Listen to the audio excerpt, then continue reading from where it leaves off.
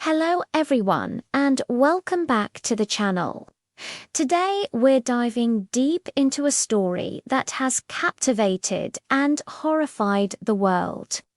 A story that intertwines the highest echelons of British royalty with one of the most sordid criminal cases in recent history. We're talking about Prince Andrew, the Duke of York, and his connection to the disgraced financier Jeffrey Epstein. With new documents being unsealed, the spotlight is once again firmly on the prince, and the questions surrounding his past conduct are louder than ever. So, how did a senior member of the royal family become entangled in such a damaging scandal? Let's break it down step by step. To understand the present, we must look to the past. The friendship between Prince Andrew and Jeffrey Epstein dates back to the 1990s.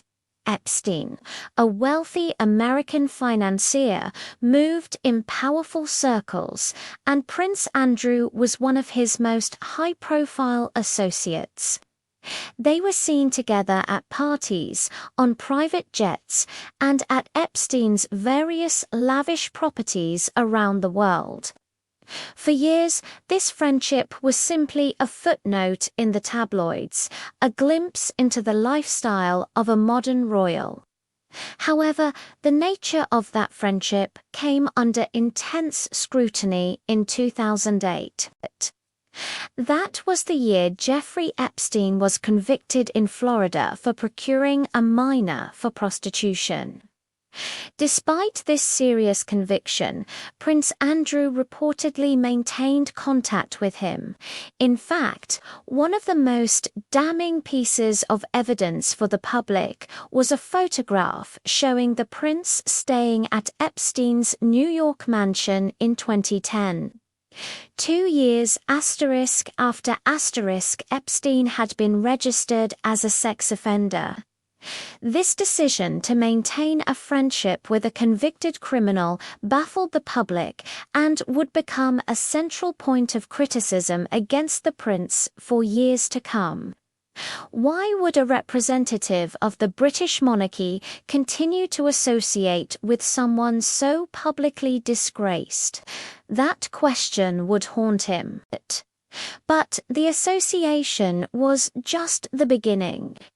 The scandal exploded in 2015 when Virginia Giuffre, formerly Virginia Roberts, came forward with explosive allegations. She claimed that she had been sex trafficked by Jeffrey Epstein and his associate, Ghislaine Maxwell, starting when she was a teenager. As part of this horrific ordeal, Giuffre alleged that she was forced to have sexual encounters with Prince Andrew on 3 separate occasions when she was just 17 years old. The locations she cited were specific: London, New York, and on Epstein's private island in the U.S. Virgin Islands. One particular piece of evidence that has been shared globally is a photograph. It shows Prince Andrew with his arm around a smiling Virginia Giuffre's waist, and in the background, Ghislaine Maxwell is seen peeking into the frame. This photo, which Giuffre says was taken at Maxwell's London home on the night of one of their alleged encounters, became a symbol of the entire case. But from the moment these allegations surfaced, Prince Andrew's response has been one of complete and utter denial. He has consistently and categorically stated that he has no recollection of ever meeting Virginia Giuffre.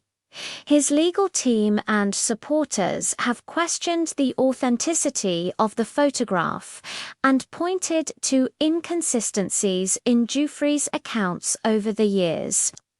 They have portrayed him as a victim of circumstance, unfairly dragged into a scandal because of his ill-judged friendship with Epstein. The prince's position has never wavered. He maintains his innocence. The pressure, however, was immense. In a bid to clear his name and explain his side of the story, Prince Andrew sat down for an interview with BBC Newsnight in November 2019. It was a move that was meant to quell the controversy. Instead, it ignited a firestorm. The interview is now widely regarded as a catastrophic public relations disaster. During the conversation, the prince appeared to show little sympathy for Epstein's victims and offered explanations for his behavior that were seen as bizarre and unbelievable. For instance, when questioned about Giuffre's detailed account of him sweating profusely at a nightclub, the prince claimed he had a medical condition at the time, stemming from an adrenaline overdose during the Falklands War, which made it impossible for him to sweat. He also attempted to provide an alibi for one of the alleged nights, stating he was at a Pizza Express in Woking with his daughter. These statements were met with widespread ridicule and disbelief. The interview did the exact opposite of what it was intended to do. It amplified public anger and solidified the view that his judgment was deeply flawed. The fallout was swift and severe. Within days of the broadcast, charities and organizations began cutting ties with him. The public outcry was so intense that Prince Andrew had no choice but to announce he was stepping back from public duties for the foreseeable future. It was a stunning fall from grace for the man once known as a war hero and the Queen's favoured son. But his troubles were far from over. In August 2021, Virginia Giuffre took a major step by filing a civil lawsuit against him in the United States, seeking damages for the alleged abuse. For months, Prince Andrew's legal team fought the case, challenging the court's jurisdiction and attempting to have the lawsuit dismissed. The legal battle put the royal family in an unprecedented and deeply uncomfortable position. As the case progressed towards a potential trial, where the prince could have been forced to testify under oath, the pressure reached a breaking point in January 2022. In a move that signaled the gravity of the situation, his mother, the late Queen Elizabeth II, took decisive action. Buckingham Palace announced that Prince Andrew's honorary military affiliations and royal patronages were being returned to the Queen. He was also to no longer use the title His Royal Highness in any official capacity. It was a clear and public stripping of his royal status, effectively removing him from public life entirely. He was now a private citizen, facing a very public legal battle. Just 1 month later, in February 2022, another bombshell dropped. It was announced that Prince Andrew and Virginia Giuffre had reached an out-of-court settlement. The terms were not disclosed, but it was reported to involve a substantial financial payment to Ms. Giuffre and a significant donation to her charity in support of victims' rights. The settlement included a statement in which the prince acknowledged Epstein's abuse of countless young women and commended Giuffre's bravery. However, it's crucial to note that the settlement was not an admission of guilt. Prince Andrew has continued to maintain his innocence. For many, though, the decision to settle rather than fight the case in court was seen as a tacit admission that a trial was a risk he and the monarchy were unwilling to take. Since the settlement, Prince Andrew has remained largely out of the public eye. He attended the funerals of his mother, Queen Elizabeth, and his father, Prince Philip, but he has not returned to official duties. His exclusion from the core of the working royal family seems permanent. King Charles has reportedly made it clear that there is no way back for his brother into public life.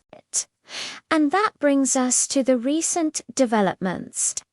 The unsealing of court documents related to Jeffrey Epstein has brought the case roaring back into the headlines. While many of the details in these files were already known, their official release has brought a fresh wave of scrutiny. Prince Andrew's name appears numerous times in these documents, primarily in the context of witness testimonies and depositions from people involved in Epstein's circle. While they don't contain a smoking gun that proves Jeffrey's allegations, they do reinforce the narrative of the prince's close association with Epstein and Ghislaine Maxwell, painting a picture of a lifestyle that is, to say the least, at odds with the image of a senior royal. So, where does this leave Prince Andrew? He remains in a state of royal exile, a member of the family by birth, but stripped of the roles and responsibilities that come with it. The court of public opinion has largely delivered its verdict, and it has not been in his favor.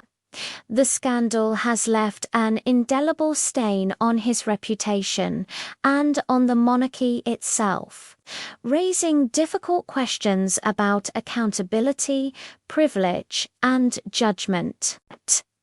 This entire saga serves as a sobering reminder of the devastating, long-lasting impact of Jeffrey Epstein's crimes. The focus, rightly, remains on the courage of survivors like Virginia Giuffre, who have fought for years to have their voices heard.